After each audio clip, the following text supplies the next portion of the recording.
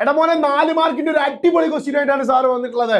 ഇവിടെ നോക്കടാ, ഈ ക്വസ്റ്റ്യനിൽ പറഞ്ഞിരിക്കുന്നത് ബി എന്ന് പറയുന്ന പോയിന്റ് ആരാ സാറേ, ഡി എന്ന് പറയുന്ന പോയിന്റ് ആരാണ് സാറേ? എങ്ങനെയാണ് കണ്ടുപിടിക്കാം? ദാ ഇവിടെ വട്ടത്തിൽ എഴുതി വെച്ചിട്ടുണ്ട്. എന്താണ്? First up or down, second left or right. എന്താണ് ഈ ട്രിക്ക്? ഫസ്റ്റ് നമ്പർ കണ്ടുപിടിക്കാൻ അപ്പിലേക്കോ ഡൗണിലേക്കോ പോവാ. ഇവിടെ അപ്പിൽ ആരുണ്ട്? 8,12 ഉണ്ട്. നമുക്ക് ഏതാ വേണ്ടത്? 8 ആണോ 12 ആണോ വേണ്ടത്? ഫസ്റ്റ് താളെ നോക്കി പോയാൽ നമ്മൾ ഫസ്റ്റ് താളെ എടുത്ത് പോന്നാൽ മതി. Second left or right, second left or right, ലെഫ്റ്റിലേക്കോ റൈറ്റിലേക്കോ പോകുമ്പോൾ ഇവിടെ ആരുണ്ട്? 3,9 ഉണ്ട്. നമ്മൾ ആരാ എടുക്കേണ്ടത്? നമ്മൾ രണ്ടാമത്തെ ആളെ തപ്പിപ്പോയതാണ്. സോ രണ്ടാമത്തെ ആളെ എടുത്ത് പോയിരുന്നു. അടുത്ത് ഡി എന്ന് പറയുന്ന പോയിന്റിലേക്ക് വരുമ്പോൾ ഫസ്റ്റ് അപ്പ് ഓർ ഡൗൺ, ഡൗണിൽ 3,9 ഉണ്ട്. അതിൽ ഫസ്റ്റ് നമ്പർ ആയിട്ടുള്ള 3 എടുക്കുന്നു.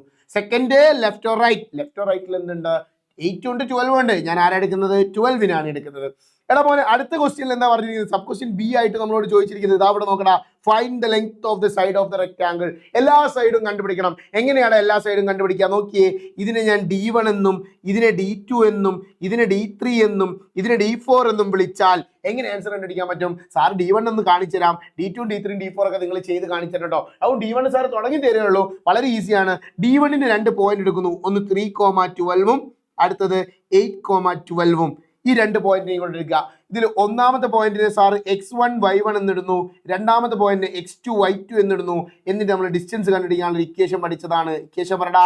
d is equal to x1 minus x2 all square plus y1 minus y2 all square.